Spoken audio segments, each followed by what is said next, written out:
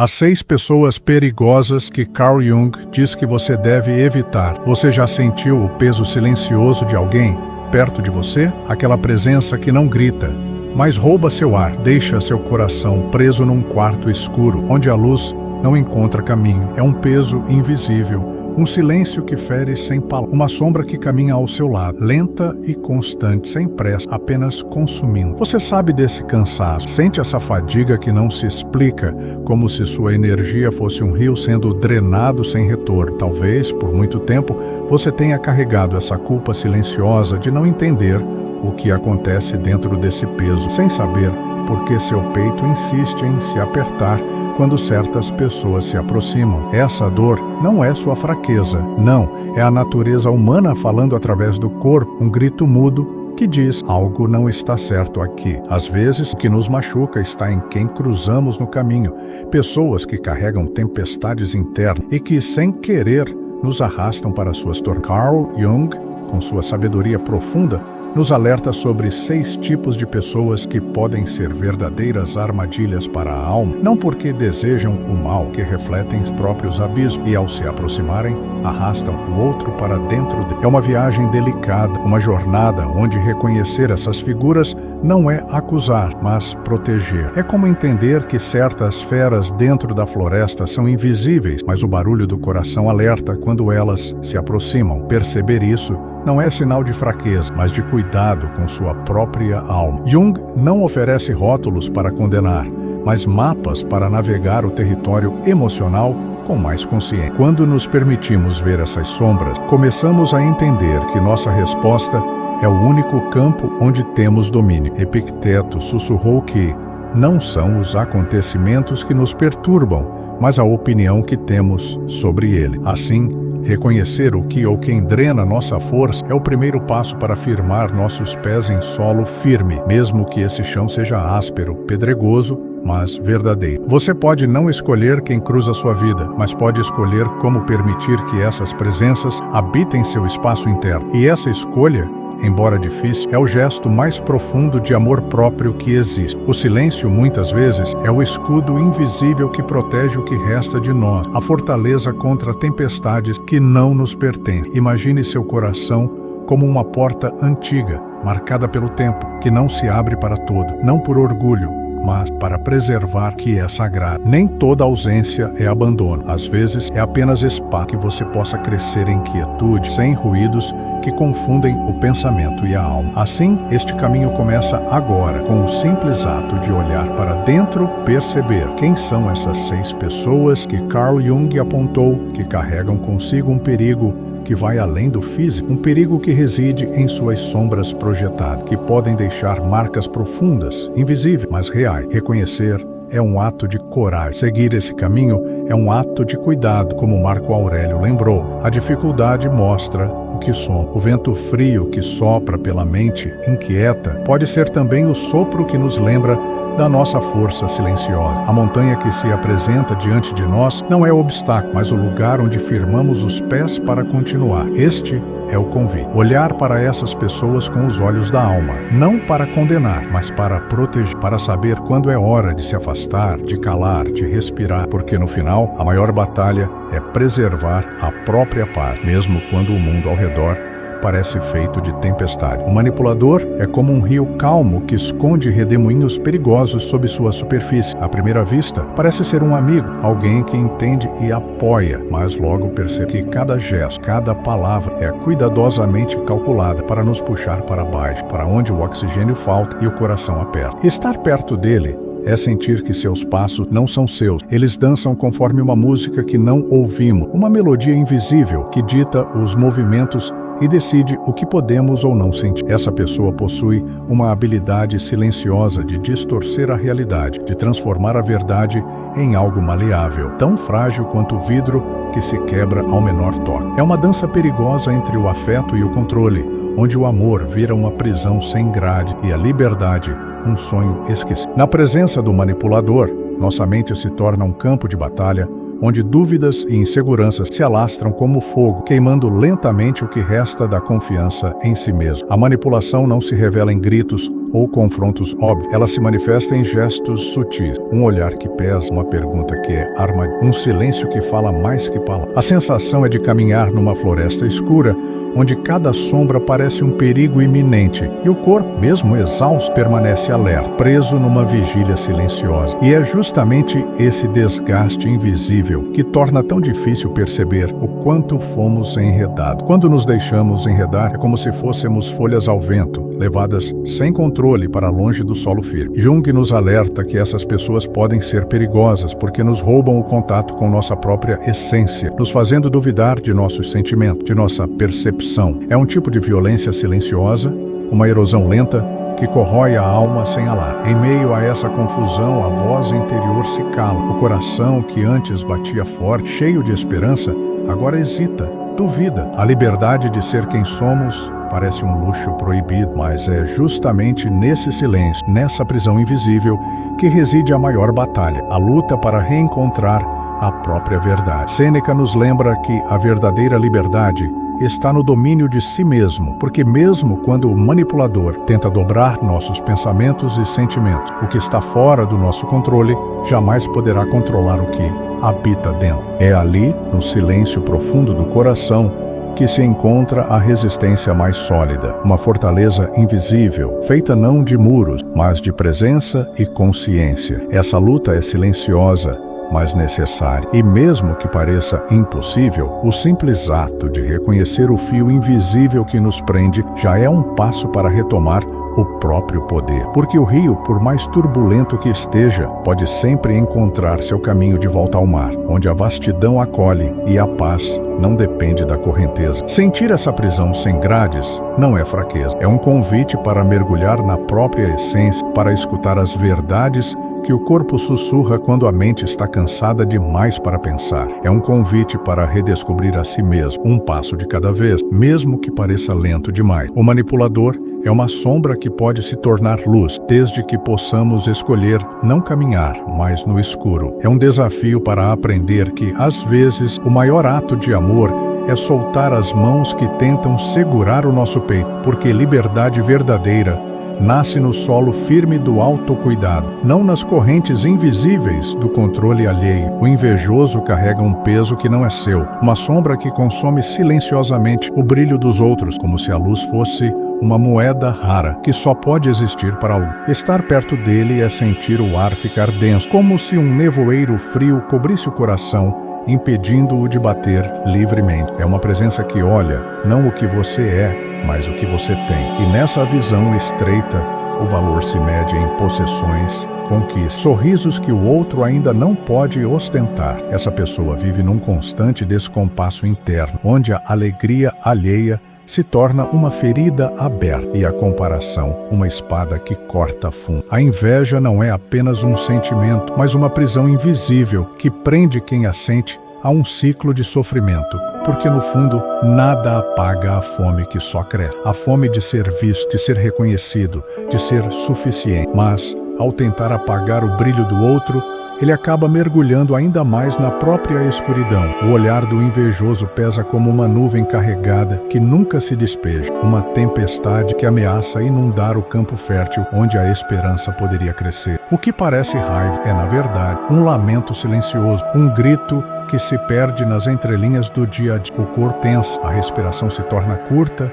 e a alma, sufocada, busca um alívio que nunca chega. Na convivência com essa sombra, a sensação é de que sua própria luz se apaga aos poucos, como uma vela lutando contra o vento. Você se pega olhando para dentro, tentando entender por que a presença alheia corrói sua, porque a alegria do outro se transforma em um espinho no peito. E essa dúvida dói mais que qualquer confronto aberto, porque é a dúvida sobre si mesmo que mais corrói. Marco Aurélio ensinava que a inveja é um veneno que só atinge quem o bebe. É uma ferida que ninguém pode curar, além daquele que se recusa a carregar o peso da comparação. É a armadilha da mente que se esquece de olhar para dentro, para a própria virtude, e busca no outro o que lhe falta para se sentir inteiro. Esse paradoxo é cruel. Quanto mais tenta diminuir o brilho do outro, mais escurece sua própria alma. A inveja é uma prisão sem grade, onde o prisioneiro se esquece de que a chave está em suas mãos. Aquele que vive nesse ciclo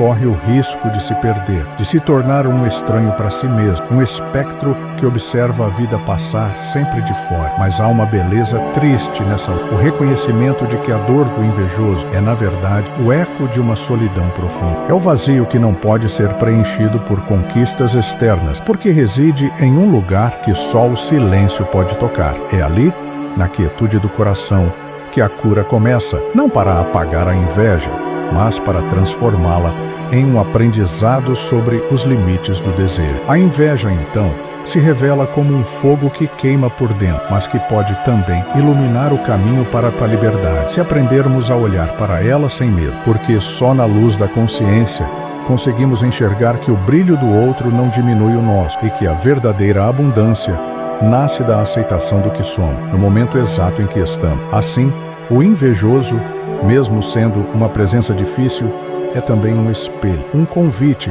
para que nos firmemos na clareza da própria essência e aprendamos que a paz não depende do que está fora, mas do que conseguimos cultivar dentro. Porque no final, o campo onde floresce a serenidade é sempre o solo onde plantamos nossa própria verdade. O crítico contínuo é uma presença que ecoa dentro de nós, como um vento cortante que não cessa, que não dá trégua. Suas palavras não são apenas faladas, são lâminas invisíveis que se fincam no tecido delicado da nossa autoestima, deixando feridas que nem sempre conseguimos ver, mas que doem em silêncio. Estar diante dele é sentir que cada gesto, cada pensamento será examinado, julgado e quase sempre encontrado insuficiente, imperfeito, indigno de amor ou aceitação. É como caminhar numa paisagem onde o céu está sempre carregado e a luz do sol raramente atravessa as nuvens espessas do julgamento. O corpo se enrijece, o peito se aperta, e a mente se perde em um labirinto de dúvida, onde a voz interna que deveria confortar se cala, substituída por um sussurro frio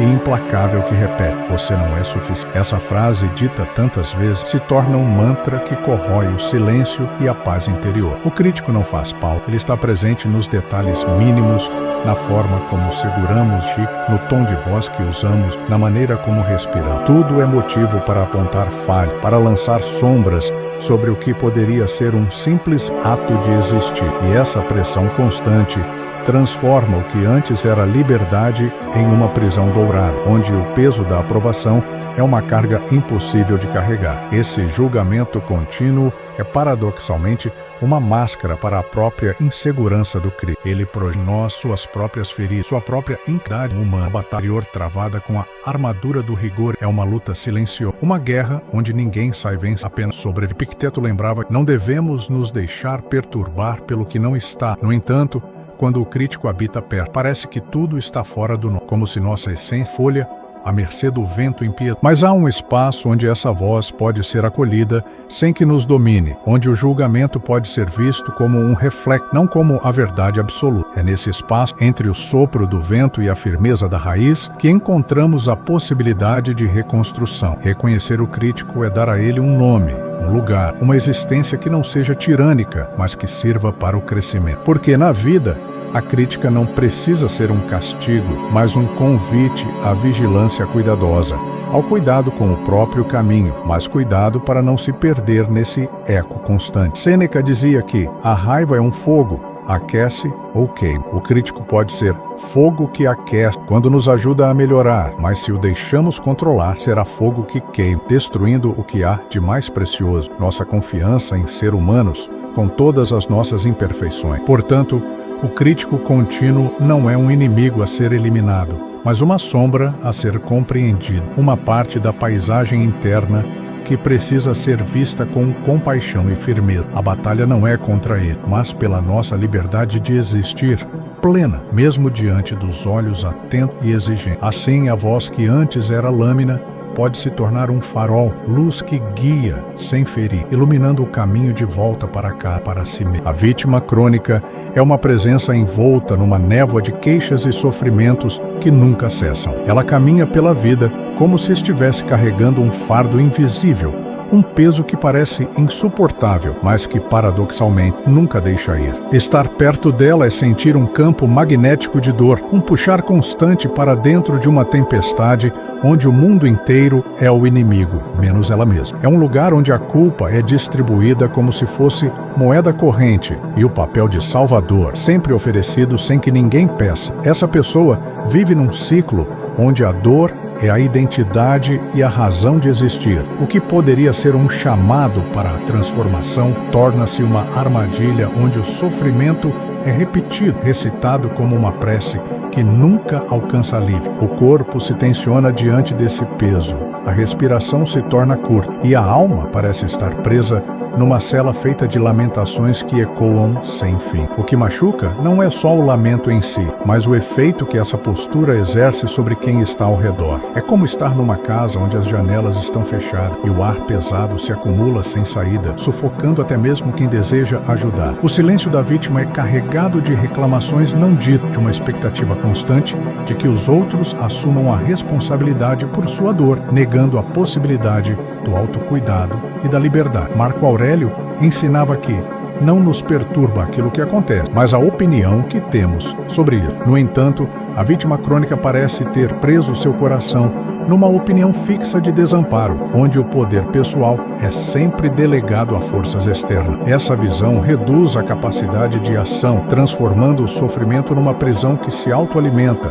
num círculo vicioso que rouba energia e esperança. Mas por trás dessa armadura de sofrimento existe uma ferida profunda, um grito de socorro que não sabe outra forma de se expressar. É o paradoxo do que chama por ajuda, mas rejeita o poder de se libertar. Essa dinâmica cria uma tensão dolorosa, onde o amor próprio se perde para o amor condicionado, que depende do outro para. O caminho da vítima crônica é o limiar entre a aceitação da dor e a busca por transformação. É um território delicado, onde o autocuidado pode parecer traição e a coragem de dizer basta é vista como abandono. Ainda assim, a fortaleza mais resistente nasce da decisão de não se definir apenas pelo sofrimento, mas de permitir que a dor seja apenas um capítulo, não toda a história. Epicteto dizia que a liberdade é o único bem que não pode ser tirado sem o nosso consentimento. E esse consentimento, muitas vezes, é dado de forma inconsciente, numa entrega silenciosa que perpetua o ciclo. Reconhecer esse ato é o primeiro passo para recuperar o poder perdido, para abrir as janelas da casa, onde o ar pode finalmente circular. A vítima crônica, então, é um convite para que possamos aprender sobre os limites do cuidado e a importância do amor próprio. É uma lembrança de que a verdadeira liberdade reside na escolha, mesmo que dolorosa, de se levantar, mesmo quando o peso parecer insuportável. Porque, no fim, a maior transformação acontece quando nos permitimos sair da tempestade e olhar para o céu, ainda que cinza, e saber que ali também existe esperança. O narcisista disfarçado é uma presença que brilha com intensidade, como um sol que queima a pele de quem se aproxima. Sua luz não é acolhedora, não aquece, ela queima, cega, reduz tudo ao próprio reflexo, fazendo do mundo um palco onde apenas ele é o ator principal. Estar perto desse brilho é sentir que sua voz se torna um sussurro, que sua presença é diminuída até quase desaparecer, engolida por uma chama que consome sem pedir licença. Essa pessoa vive em uma constante busca por admiração, como se o amor próprio fosse uma chama frágil que só pode existir se alimentada pelo olhar alheio. Mas esse brilho é uma máscara, uma armadura que esconde uma vulnerabilidade profunda, um vazio que se tenta preencher com aplauso, elogios e controle. O que parece confiança é, muitas vezes, uma defesa desesperada contra o medo de ser invisível, de não importar. Na convivência com o narcisista disfarçado, a sensação é de estar diante de um espelho quebrado, onde sua imagem se fragmenta em pedaços que não se encaixam. Sua identidade se dilui e a voz que antes tinha coragem se cala, presa na sombra da grandeza alheia. É como caminhar numa noite clara, onde a lua ilumina, mas o frio torna o ar cortante, e o corpo se encolhe tentando se proteger do gelo. Marco Aurélio nos lembra que a verdadeira grandeza está na humildade, mas o narcisista parece esquecer essa lição,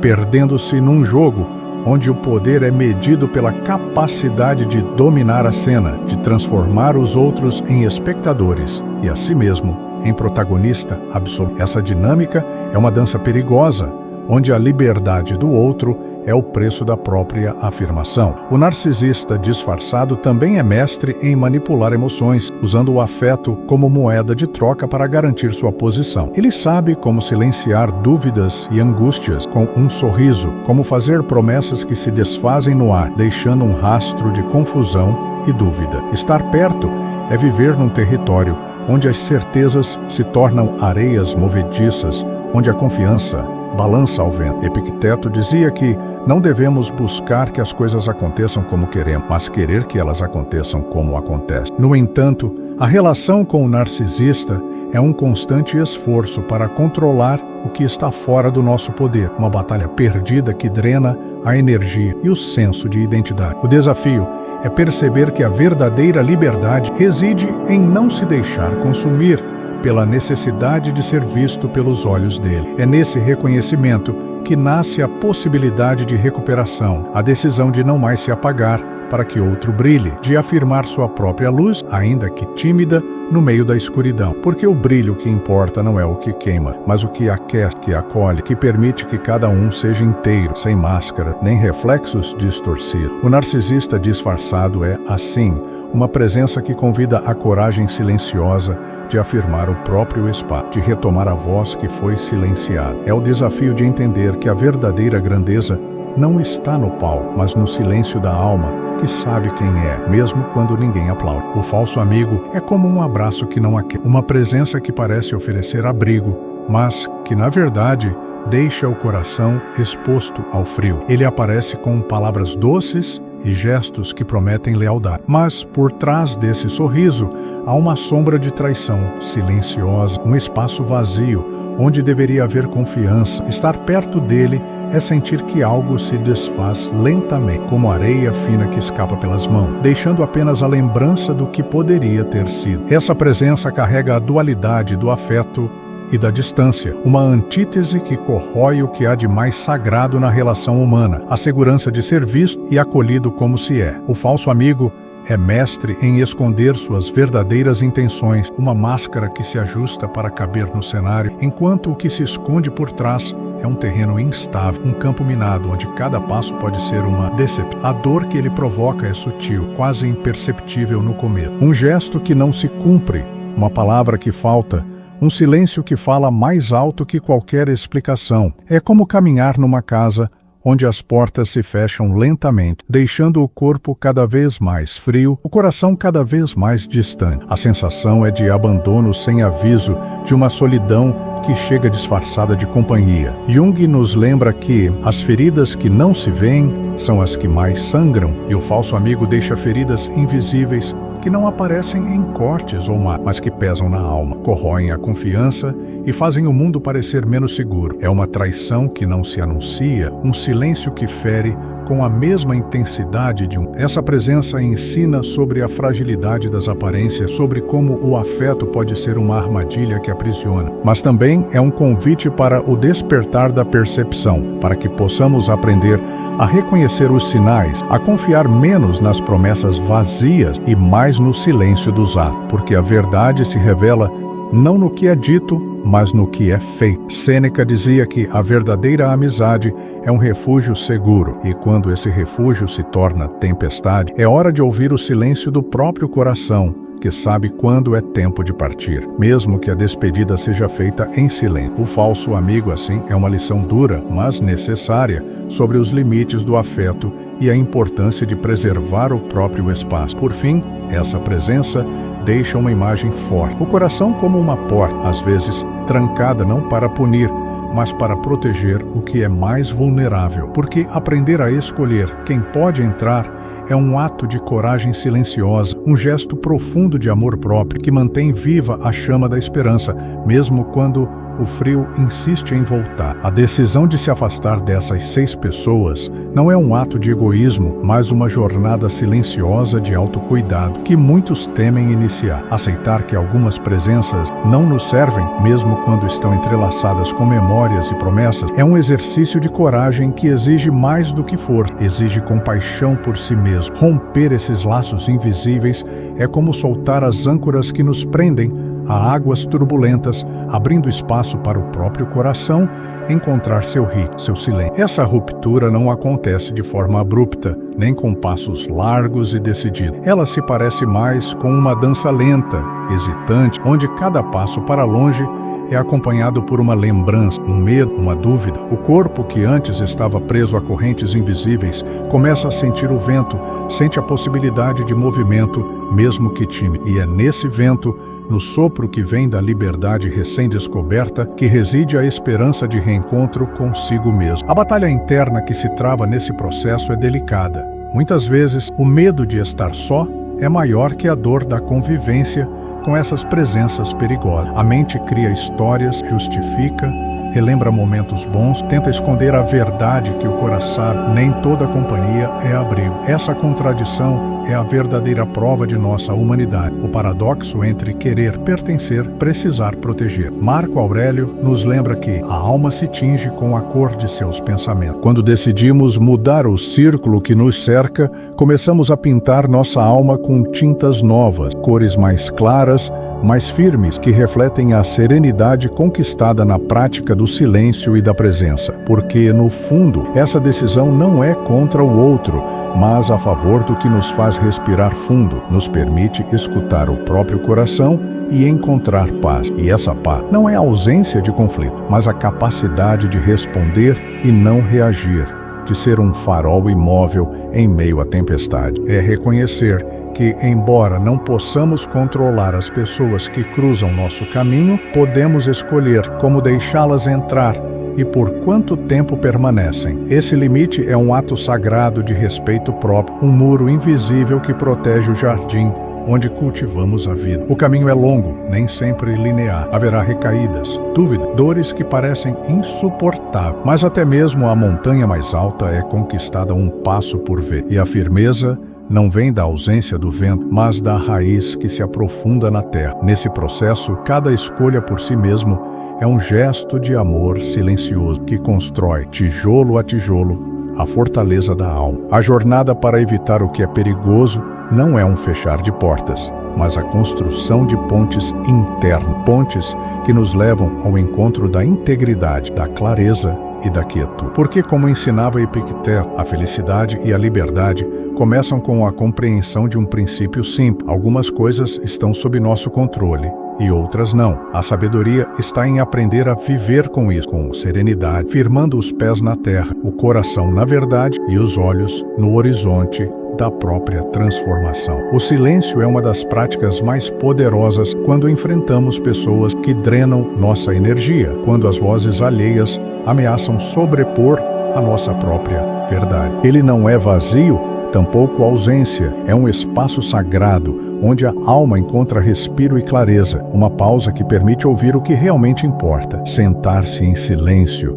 mesmo que por breves instantes, é dar um passo para fora da tempestade. É criar um refúgio interno onde o barulho do mundo não alcança. Imagine o coração como uma caverna profunda, onde ecos se perdem e sons se confundem. O silêncio é o guardião dessa caverna, a sombra que protege o que há de mais frágil e verdadeiro dentro de nós. Nesse abrigo invisível, a raiva, a tristeza e o medo podem surgir sem serem esmagados ou negados. Eles podem existir, serem reconhecidos, até mesmo tocados, sem que precisem dominar nossa narrativa. É nesse espaço que a transformação começa, não como um grito, mas como um sussurro que se torna firme. A respiração, lenta e consciente, é a âncora que mantém o corpo e a mente presentes nesse momento de quietude. Inspirar e expirar, contando silenciosamente, é um gesto simples, porém revolucionário. É como lançar uma corda para si mesmo no meio do caos, uma linha de segurança que evita o mergulho